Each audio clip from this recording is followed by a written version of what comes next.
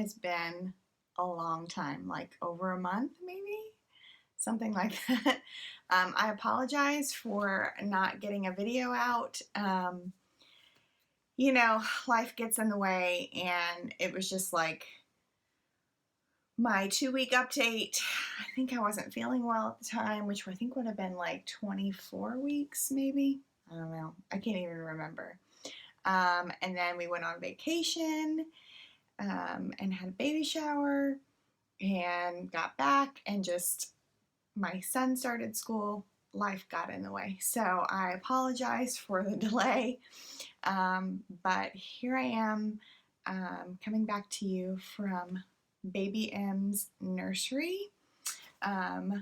So just showing you bits and pieces of it. I probably will do a nursery tour once it's complete. There's like a few elements left that we don't have just yet. So probably in the next 2 to 3 weeks, hopefully, we'll have like it pretty much put together.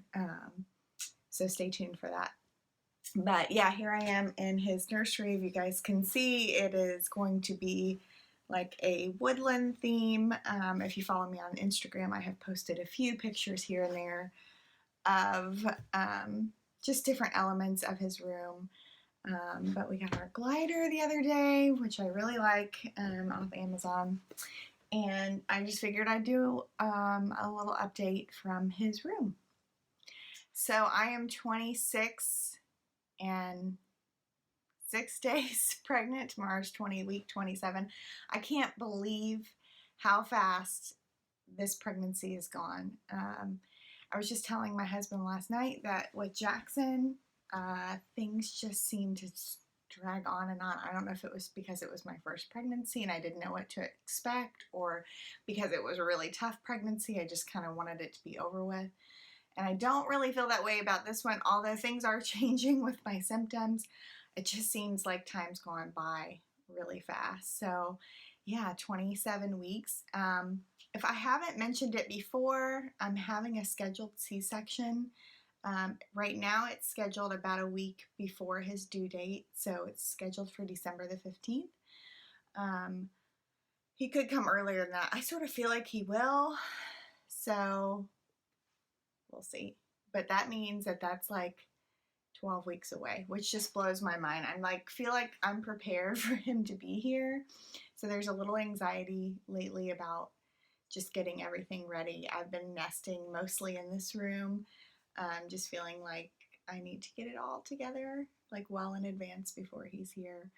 So yeah, so he's like, I think this week around 1.5 to 2 pounds and about 15 inches long. And I can feel every bit of him. He's huge. He moves a lot. He's very, very active. I don't remember Jackson being this active, but he is. He's just moving all the time, and doctor said that that was great. I did have a checkup a couple weeks ago. I believe it was September 7th. Would have been my 24-week checkup. Everything measures well. He looked great. Heartbeat was good. So no reason to think anything's wrong. But of course, I was a little apprehensive with just the amount of movement that he had.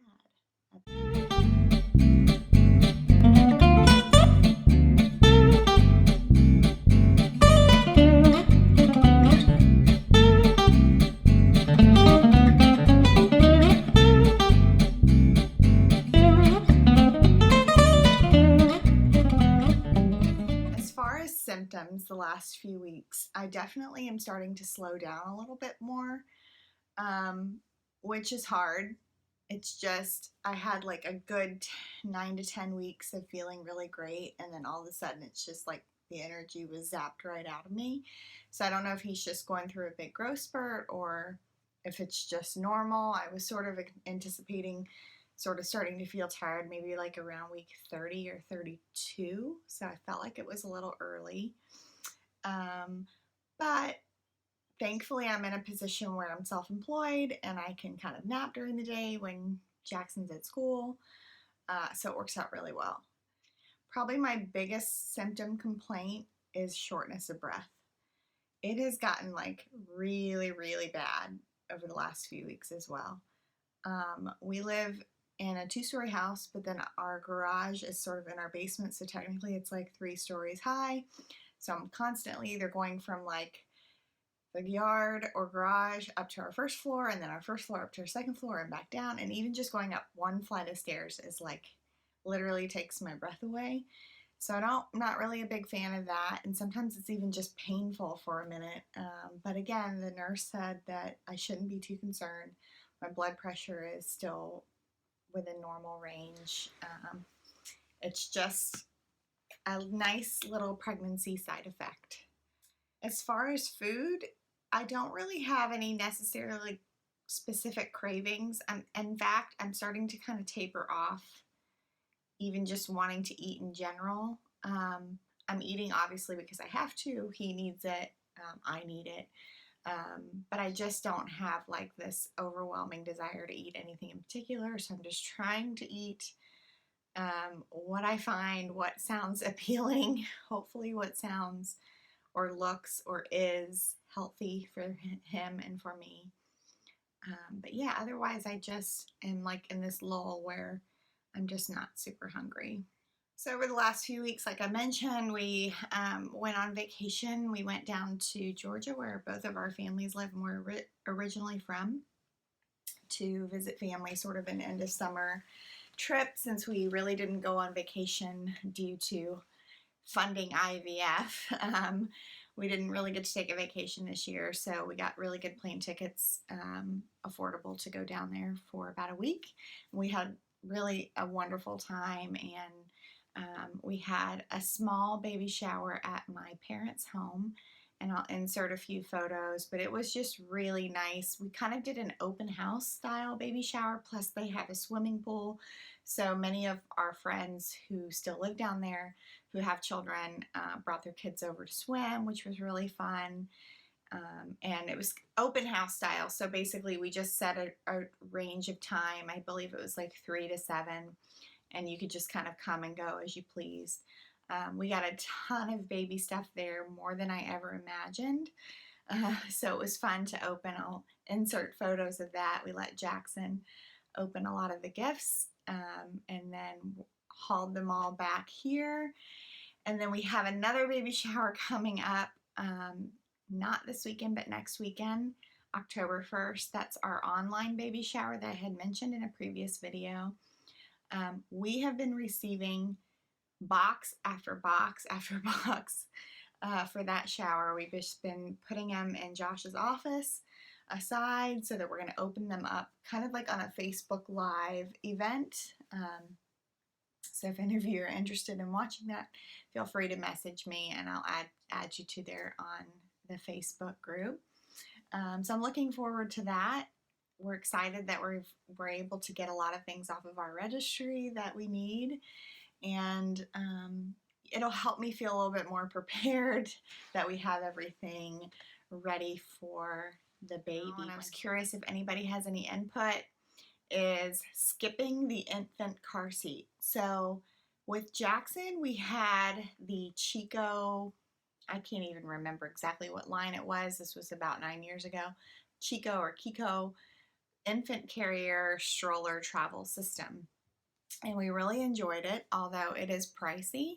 And you only use the infant carrier part for about 9 months. We did use the stroller a bit longer than that.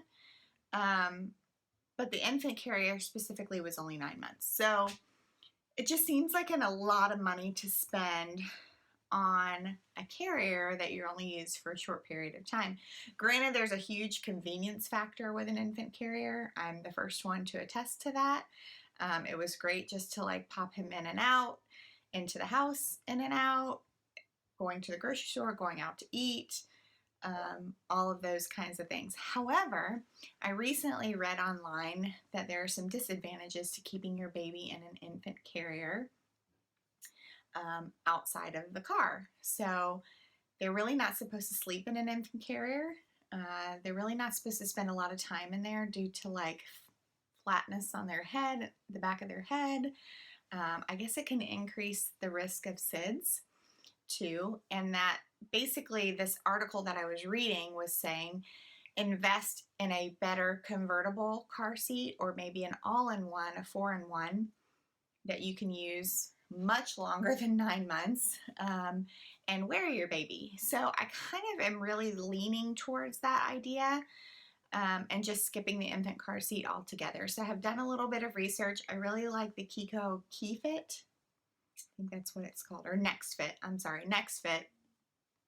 And that's a convertible seat. That goes from like 4 to 65 pounds.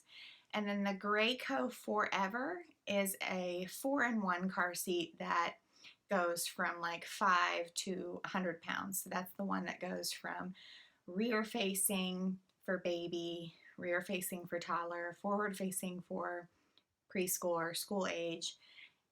And then it even has a booster seat that you can use up until they're of the appropriate weight and height. Even Jackson at 9 years old, he's very short for his age, so he still is in a booster seat in my car. So I really like that. So I'm thinking to myself, why would we get the infant carrier when we could just get this car seat and use it potentially 9 or 10 years? Obviously, like I said, the disadvantage to me, is purely the convenience factor. Now that when we go out with him, I'll just have to be wearing him in a little carrier or a wrap, or holding him, or we'll have to pass him back and forth. But I kind of like the idea of the bonding experience that'll create between mom and dad and big brother and baby. And really, it's only a short while that you're really wearing him anyway. And we're having him in December. It's very cold here.